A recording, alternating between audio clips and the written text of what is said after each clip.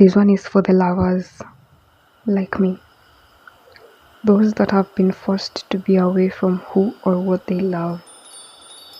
I believe it's for a greater cause. Grateful for life, yours and mine.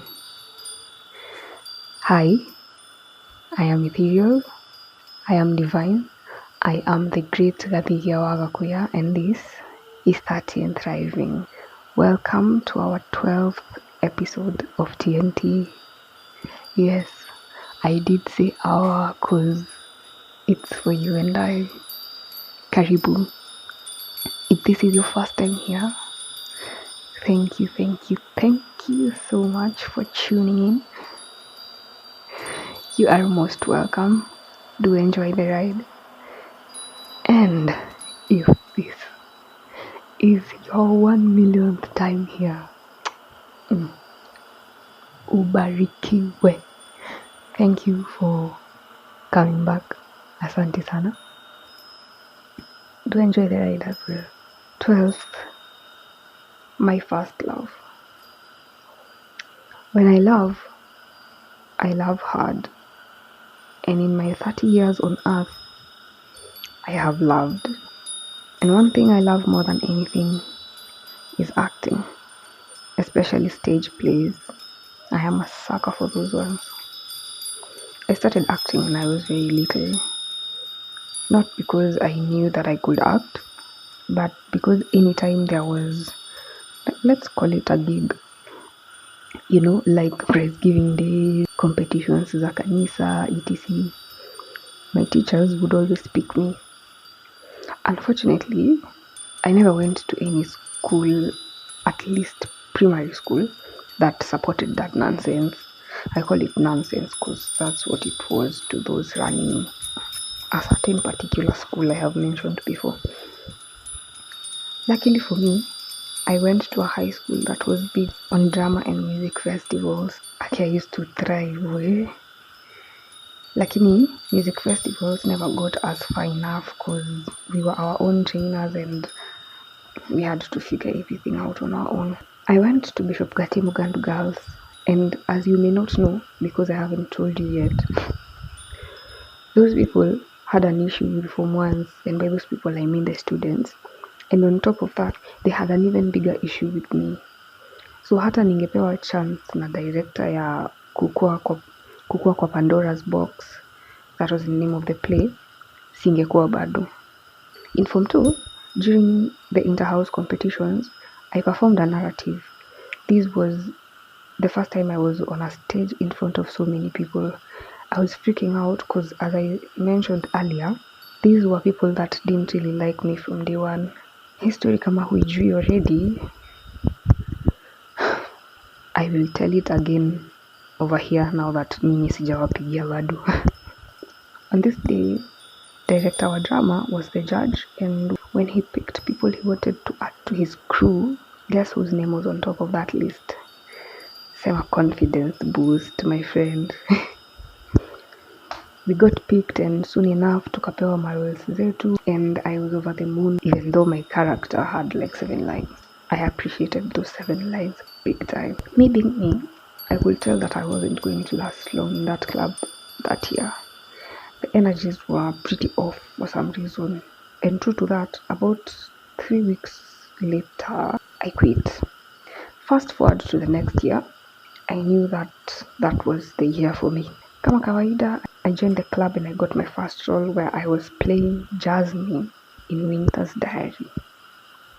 We had fun, a lot of fun. And though we did not qualify for the galas, it was a beautiful experience. One I will never forget. Skip to uni. There, I chose to major on solo verses, and I also happened to be the director. So for those of you that ever watched me or Masai Mara University theatre troupe on stage, most of the directing was done by moi. I thought I'd make it kwa industry ya Kenya. I wanted to. It had always been my dream. A dream I have had to put on hold because I believe there is something in the works and it's being specifically crafted for me. I am a strong believer in protection, not rejection. By that I mean, whenever I audition and I don't get picked, it's not because I am a reject, but because the universe is protecting me from something.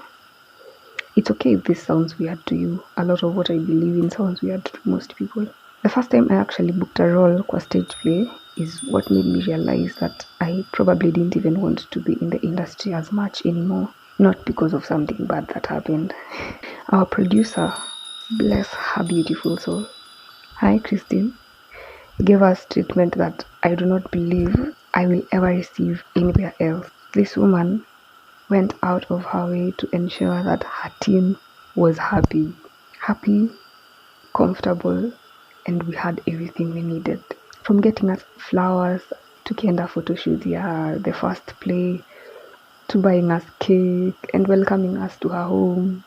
Bless your soul, Your Highness. It is because of her that my standards are where they are.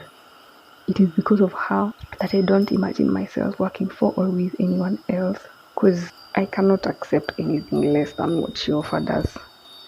Yani, humanity on another level. This is what you get when you work with and for someone that loves themselves. You receive nothing but love. I hope she can say a few good things about the year of 2022. Yes, that was the last time I acted. I haven't acted since the 31st of July 2022.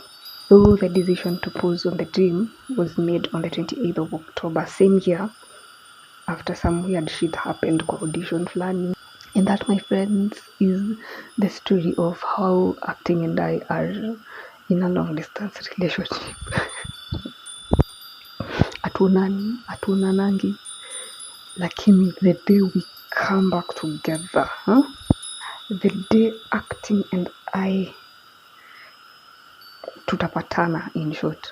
I was trying to look for, a word that carries more weight, but it's not coming. You see that day, that day when the wind will blow different, that day the sun will shine different, that day you will feel the energies. I miss acting, but I wanna hold on to that for now. Yeah, I wanna hold on to that for now, but soon enough. So has any of you ever had to pose on something they really love for whatever reason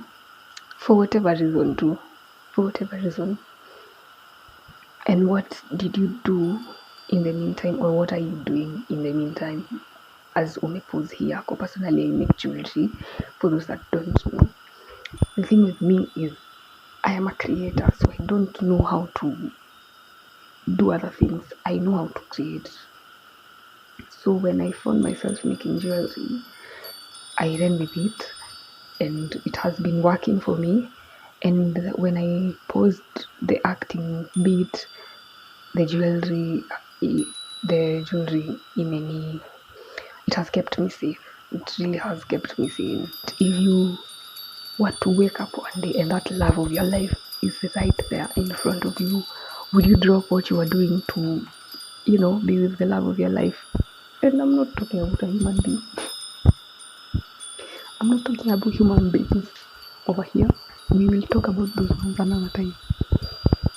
For those who are out there following their dreams, those that haven't had to pause, kudos to you. I wish you all the best. For those that have had to pause,